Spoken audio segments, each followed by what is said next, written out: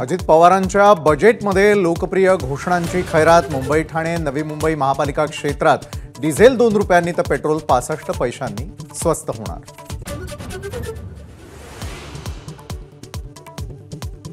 निवडणुकीच्या तोंडावर शेतकऱ्यांना वीज बिल माफीची भेट। 7.5 हॉर्स पॉवर पर्यंतच्या 46 लाख कृषी पंपांची वीज बिल माफ।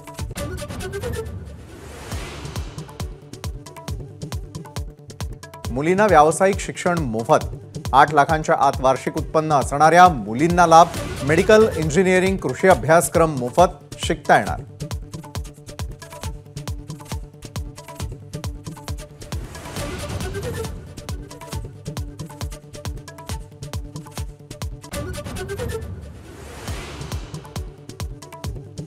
मुख्यमंत्री माझी लाडकी बहीण योजनेची घोषणा। 21 ते 60 वयोगटातल्या पात्र महिलांना दरमहा 1,500 रुपये मिळणार। येत्या 1 तारखेपासून अंमलबजावणी।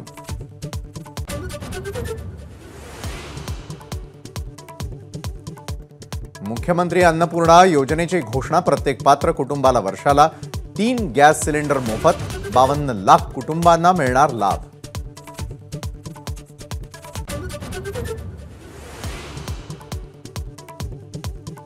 पुण्यातील कल्याणी नगरमध्ये अपघात झाला तेव्हा कारचा वेग ताशी 110 किलोमीटर होता। उपमुख्यमंत्री देवेंद्र फडणवीसांची विधानसभेत माहिती। पुणे पोलीस आयुक्तांची भूमिका योग्यच, फडणवीसांकडून पाठराखण।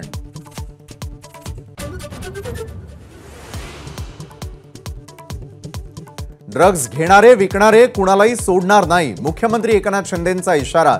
बुलडोझर, पोकलेन आणि जेसीबी लावून ड्रग्जचं रॅकेट उद्ध्वस्त करणार अशी ग्वाही।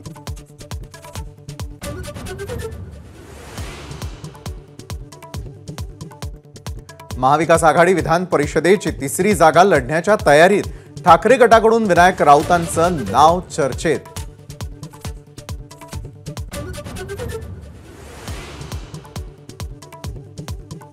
विधान परिषदेसाठी शेकापच्या जयंत पाटलांना पाठिंबा देऊ नये। ठाकरे गटातील काहींचा सूर, तर उद्धव ठाकरेंशी चर्चा करू, जयंत पाटलांचं वक्तव्य।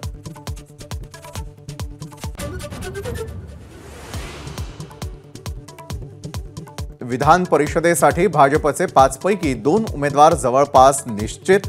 महादेव जानकर आणि पंकजा मुंडे विधान परिषदेवर जाण्याची शक्यता।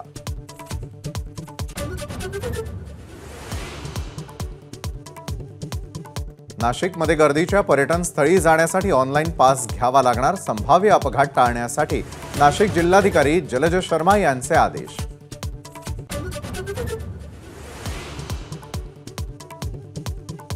दिल्ली विमानतळाच्या टर्मिनल 1च्या छताचा काही भाग कोसळला। एकाचा मृत्यू, 5 जण जखमी। दिल्लीला जाणारी अनेक विमानं रद्द।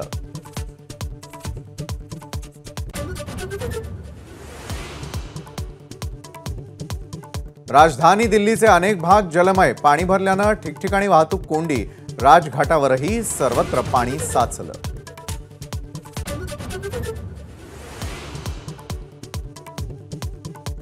ज्येष्ठ पार्श्वगायिका आशा भोसले यांच्यावरील पुस्तकाचं सरसंघचालक मोहन भागवतांच्या हस्ते प्रकाशन।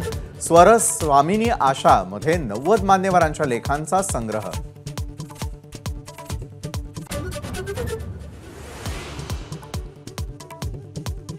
संत तुकाराम महाराजांच्या पालखीचे आज पंढरपूरकडे प्रस्थान। मूळ मंदिरामध्ये प्रस्थान सोहळा पार पडल्यावर पादुका पंढरपूरकडे मार्गस्थ होणार। एबीपी माझा, उघडा डोळे बघा नीट।